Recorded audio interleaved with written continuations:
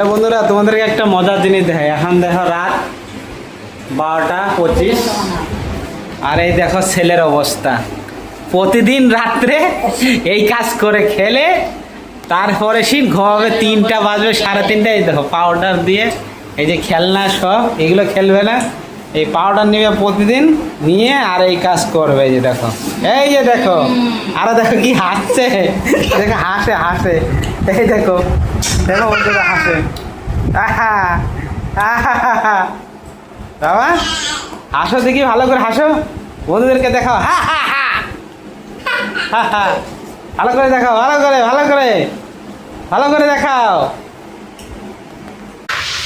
এটা হলো banana mango, ছিঁড়ে নিলাম। আর এই কটা আছে, তো পাকেনি এখনো, এখানে একটা আছে আর 3টা আছে এই গাছে, 4টা। এটা পাকবে, কাল পরশুই পাকবে। এটা আর একটা রেড আইভরি বলে নাকি, বিশাল বড় বড় আম।